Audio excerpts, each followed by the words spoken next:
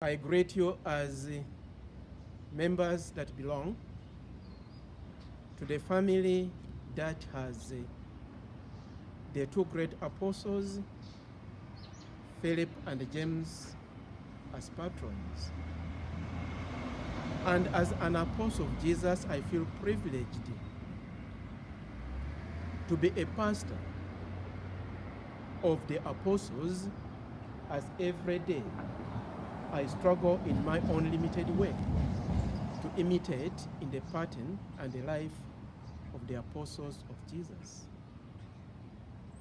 This feast of the great apostles this year falls on a Sunday, May 3rd.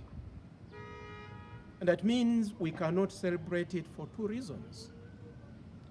As a church, it falls on the day of the Lord. A Sunday is the day of the Lord. That means any feast that falls on the day of the Lord takes precedence. But at the same time, maybe we could have converged in a cafeteria just for a cup of coffee, but we have been separated in hiding because of coronavirus. So coronavirus has deprived us of that opportunity of celebrating this great day of our own patrons, Saints Philip and James. Nonetheless, it causes no harm to remind ourselves of these great apostles, to remind ourselves of our great patrons, Saints Philip and James, that somehow whose images beautify our own church. Here we find the image of Saint Philip, who is identified with two symbols, as we see him holding the bread in one hand and a cross in the other. And the reason why Philip holds that bread is because during the multiplication of bread, it is to Philip that our Lord turned and said, "Where can we buy enough to feed all these people?" And Philip answered him, 200 denarii is not even sufficient for each one to have a piece.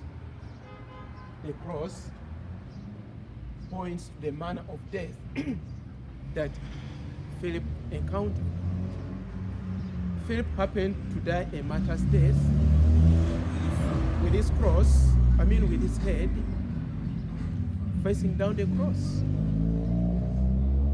He died a martyr's death. And that's why those two symbols point to him. But again, on this side, we have a beautiful image of another great apostle, James. At times it's called James the Just, and he was the first bishop of Jerusalem. And that's why we see him identified with the staff that symbolizes a sign of protection, a sign of guidance, and also a sign of correction. That explains the reason why all the bishops all are given the staff, because as shepherds they are supposed to protect, as shepherds they are supposed to guide, and the shepherd they are supposed to correct those sheep that are going astray. At the entrance of our church, we find the very symbols of our own patrons as we see them laid very beautifully on the floor. As you enter, you find the staff that symbolizes James as a bishop of Jerusalem. Then, in the middle, we find the cross that points to Philip, the manner in which he died, head down on the cross. And here at the entrance, find the bread, as I said, the miraculous multiplication of bread is always identified with Philip. But then we need to ask ourselves, why patrons? Of what value are patrons to us? And I just want to highlight two important things. First, we have to know that patrons are supposed to be heavenly protectors and heavenly intercessors for us. That we have two great apostles in heaven with our Lord Jesus Christ interceding for us. That's one way of looking at them. But another way of looking at them is they are examples for us to emulate. And I just want to highlight two things from Philip that we need to emulate, because we cannot emulate what we don't know. Curiosity in faith, the desire to know more. You remember during the Last Supper, when Jesus talked about the Father, it was Philip who had the courage and turned around and asked him when everyone was silent and said, say more about the Father. That became an opportunity for Jesus to explain his own relationship with the Father. That's one aspect. Us being curious to know more and more about our faith. Because the more we know about our faith, the more we love it, and the more we commit ourselves to it. But also there's another aspect. Faith many times is looked as a pointer. One who points others to the Lord. He was a disciple of John the Baptist. And John the Baptist pointed to him, the Lamb of God, when Jesus was passing. Behold, the Lamb of God. There is the Lamb of God. And from that time, Philip followed Jesus. But again, he adopted the same pattern and appointed Nathanael that I found the Lord. A challenge to you and me. That is our responsibility as we share in the common priesthood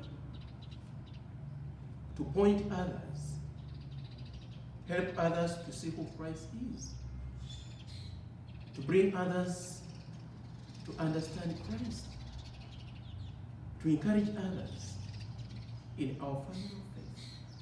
How about James? His name says all, because many times James is identified as James the Just. And that summarizes it all.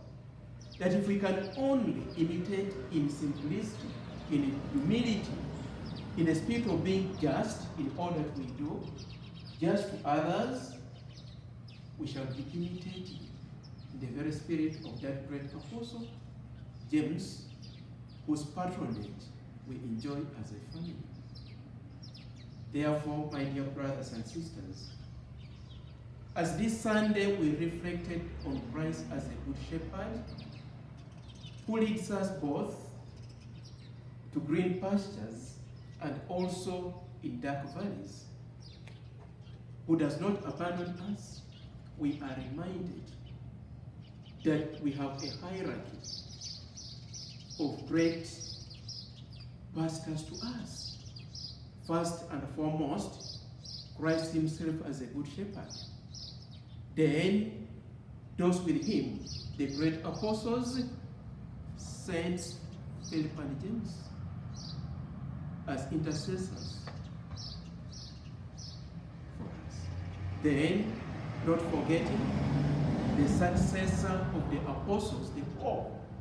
And that's why, as an apostle, you see me dressed in white as a sign of purity every day, struggling to be pure, but with yellow as a flag of Vatican, indicating we must strive to be in communion with the poor.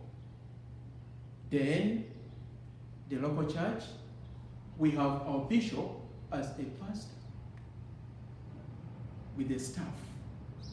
And the same responsibility of protecting, the same responsibility of guiding, and the same responsibility of correcting us when it comes to matters of faith and morality.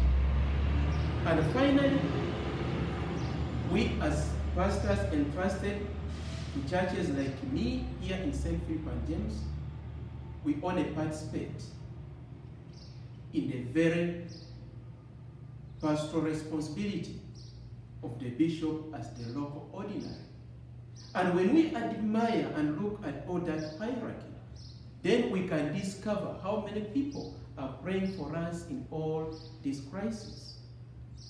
We pray, my dear brothers and sisters, to awaken our spirit as a family that is called to imitate in the very beauty and commitment of the two great apostles, St. Philip and James. May St. Philip and James protect you. May they guide you. May they be your strength in this time of crisis until we meet together again as a family of SPJ and celebrate these great men who are our protectors. God bless you, and you're in my prayers every day. And remember also to pray for me as your pastor. Amen.